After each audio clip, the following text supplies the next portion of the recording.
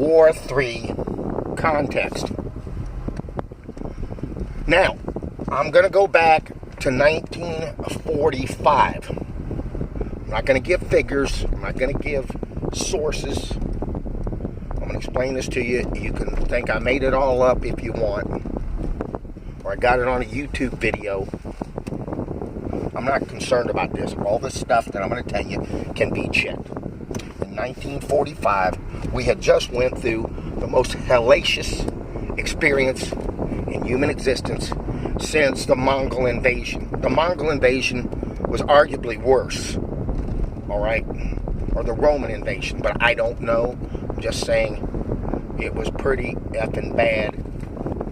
Anywhere from 50 to 100 million people died. A lot of it hand-to-hand bombs, direct. I mean, it was horrific.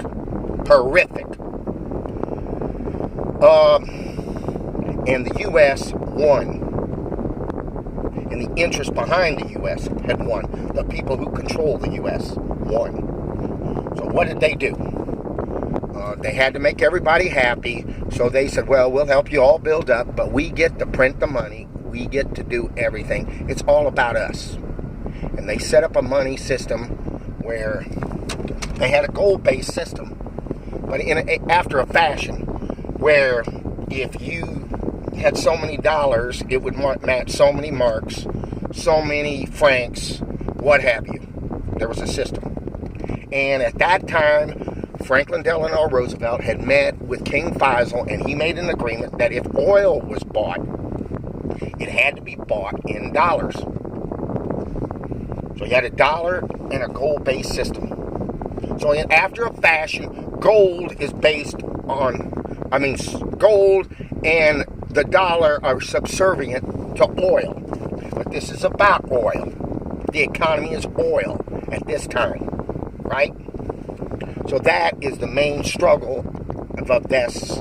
Let's say, since my mother was 5 years old, so 70 years, this has been the regime. Now, during the Nixon administration in 1971, the system had quit working. What had happened was we had been involved with social programs and Vietnam War, or Vietnam as they say in some parts of the country, during the Vietnam War. And this system, the French were starting to say, we want our gold, and we want to show up. So Nixon said, nope, we're not doing that anymore. We're going to pay you in dollars. And that has been the system ever since. A dollar-based economy. And after a fashion, it's based on oil. It's based on oil, and as my good friend, a Palestinian friend I have, he said, the U.S. dollar is based on the American soldier. I didn't do an Arab accent at all, but he understood that the military might backs the dollar. And all you people who think that it's going to collapse when we have troops and 100... Okay, but let's keep going. That's another video for another day.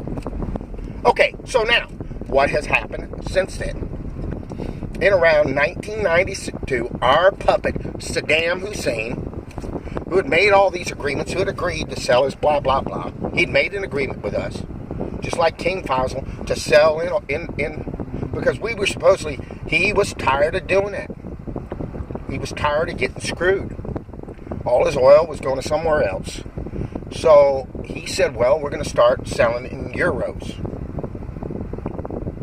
So all of a sudden, he went from being a great guy to a complete POS, and we went over there and attacked him. And a lot of people said we didn't go far enough. It was terrible. But essentially what we were trying to do was discipline him so he could fall in line and he would keep doing what we wanted him to do. Whatever it was said in the media, that's fine. If you want to believe those people, you go right ahead. Okay. Now, since that time, Iran has not played the game. And they were disciplined by the fourth mentioned Saddam Hussein. Saddam Hussein and Iran had a war which 1 million people died. 1 million people. And we actually have the thought process that these people are any different from us, that they're not interested in their economic interest when 1 million Muslims died fighting other Muslims. All right? So that's not the trigger point. It's not religion. It has nothing to do with it. Now, you can believe that if you want to. You're a fool. Be a fool if you want to. It has nothing to do with that. What it has to do with someone wants to keep trillions and trillions and trillions of dollars of oil to themselves and wants to have the benefit. They don't want to give us Social Security. They don't want to give us nice cities. They don't want to give us health care. They don't want to do any of that for us. They want theirs. Okay? So now what's happening? Let's sum it up, because I'm almost to work and I gotta quit. So now, while we were involved in the Middle East, we had destabilized the Russians and collapsed their economy because we never let off of them after the war. They assumed that we were going to be their buddies after they lost 30 million people in a war, but we turned on them immediately. That's what we did. And told them they were all communist and used that communist thing to shut down anything where people try to get rights and workers try to get anything. We immediately shut all that down, okay, as best we could, and slowly beat that back until everybody blames everything on poor people.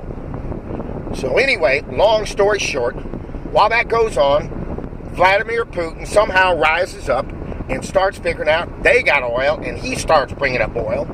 All right, and he starts developing his oil and develops his economy and develops his own empire.